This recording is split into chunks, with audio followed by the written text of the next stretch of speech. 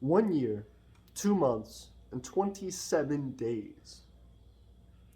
That is how long it took me to uphold my end of a promise to a fellow Micronation.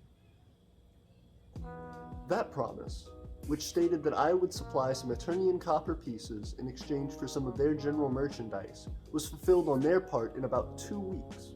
The difference in time that it took us to fulfill our part of the agreement versus them to fulfill theirs is absolutely shameful on our part.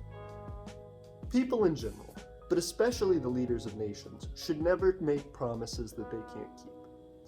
And if I had any idea that it would take me over a year to complete my end of that promise, I would never have made it in the first place.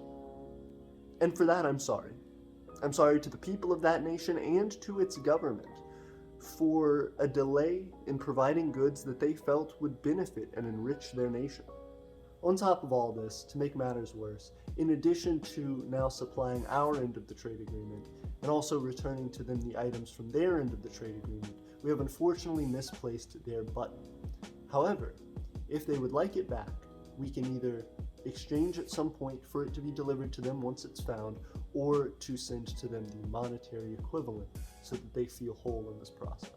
But also, I'm sorry to the larger micronational community and anyone who felt a loss of confidence in Aeternia because of the long delay in providing these trade resources and the escalating tensions that followed. But most of all, I am sorry to those Aeternians who were belittled and otherwise mistreated by those who were angry with us and our community because of my mistakes. That all being said, today I would like to show you what we received as their part of the trade agreement, and what they will be receiving as a result of our side of the trade agreement. And I'd also like to discuss some of the highlights of the time in between the receipt of their package and when we delivered theirs, and what I have learned about this process along the way. First, there's what we received. In total, we received the following: 1 flag, 1 pure silver coin, 1 patch, and 1 button. All of these came neatly packaged in plastic wrap and were opened and discussed in a previous video. Now onto what Aeternia is providing as our end of the trade. Though originally we agreed to only provide a few small copper pieces, I really wanted to take this opportunity to be able to show the world what Aeternia has to offer and the amazing and rich culture that lays in its lands. First, to represent everyday life in Aeternia and the surrounding region, we wanted to gather a collection of common items that we identify with. In these containers, we have the following: raw cotton from the neighboring US state of Alabama, sand extracted from the southernmost part of Aeternia, clay extracted directly from the soils of Vitae, our capital, and finally, homemade charcoal, used for a variety of purposes in and around Aeternia. These are all placed in glass vials, corked, and laid on a bed of satin cloth. Next is a product derived from the very same Vitaean clay, a small, handcrafted pyramidal statue, which was fired in a small campfire purpose-built for the occasion. Though it is water-resistant, the clay statue is itself not glazed as all good ceramic should be, and so it is very fragile and sometimes gives off small clay particles as a dust. The third and by far heaviest addition to our package are metal ingots. Here we have 4 copper ingots and 4 aluminum. These were all handcrafted by one of our previous citizens, David the Blacksmith, who we are incredibly proud of for producing these products as well as others for our empire. Though, sadly to say, in the middle of this agreement, David did decide to leave the Empire of Aeternia, and unfortunately we have not been able to contact him since. David, I hope you're doing well. Finally, we have what I consider to be the jewel of the package, the unnamed medal. This was supposed to be an elegant version of our traditional Unity medal, something we hoped to bestow with the highest honor on someone who we considered a friend and who we thought was a great addition to the community, benefiting it by bringing it together. This is the piece that I've had longest prepared for the package.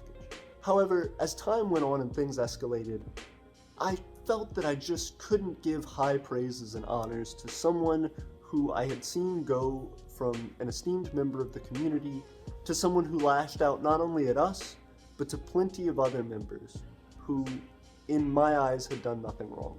That being said, all of these gifts are held inside a custom stained and stamped wooden jewelry box, which is wrapped in bubble wrap and once again boxed for shipping. As we go to ship that off, I'd like to reflect on some of the lessons that I've learned throughout this experience, which have helped me to grow as a person, have humbled me as the leader of Aeternia, and have given new direction to Aeternia's plans for the future. The first and most obvious thing that I learned is to complete your promises before you make them. When I learned that this trade was a sincere possibility, I should have already had the package completed and the funds acquired for its delivery. Next, make sure your relationships are slow and steady. Many times when we make new friendships, we want to throw our full weight behind them and rush into them right away. But nations and people alike are very complex, and what you may see develop in a nation in a few weeks of friendship may be very different than what you would watch if you were to observe them for months or years at a time. As well, I learned to be more patient and forgiving. When we repeatedly had to apologize and express that the trade could not be completed in a reasonable amount of time, when days turned to weeks and weeks turned to months, our trade partners' patience began to wear very thin. And those feelings are completely understandable and to some degree even justified. But when requests for the trade agreement to be completed were not met with that agreement, it then became demands. And when those demands were not met, they became threats. And when those threats were not met, they became attacks on Aeternia in the form of denouncing our nation and ridiculing us publicly at every opportunity they had. But I digress. Several times, when we had to continue to explain additional delays in the delivery of their package, we ended the conversation by asking if there was anything that we could do to help make amends or to ease tensions that were brought about by those delays. And their response to us was that we needed to return their items, and that this would be seen always in their eyes as a failure and incompleteness of the agreement that we had made. So we continued on, responding that we would continue to complete our end of the trade agreement as we had stated originally, and that their items would be returned to them additionally as soon as I could personally afford to do so. Because this was no one else's responsibility but my own, and I completely understood their disappointment. And with that lesson came more. When you feel hurt or attacked, do not get angry and loud. Remain calm and quiet. If you don't like someone, the best way to deny them your support is not to blast their name and call attention to them. It's to let them fade away in silence. So that's what we're doing. And that's why this video does not address the nation we decided to trade with by name.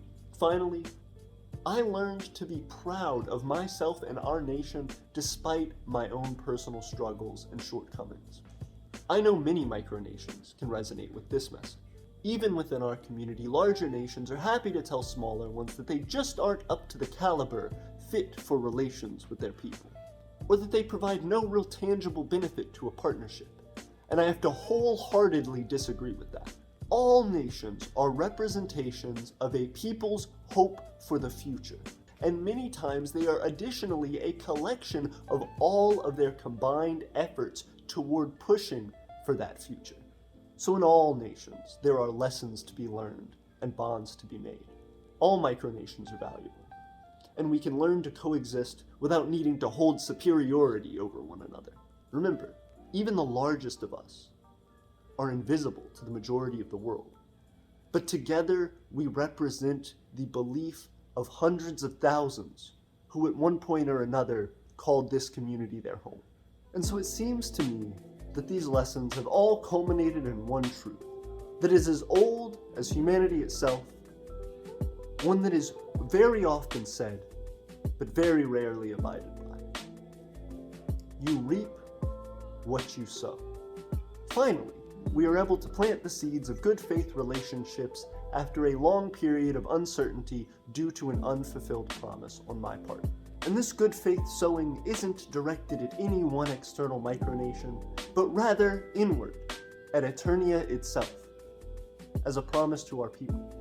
As we continue to develop, we are going to strive to make small but meaningful changes to the way that we do things, so that we can maintain consistency and transparency for our people.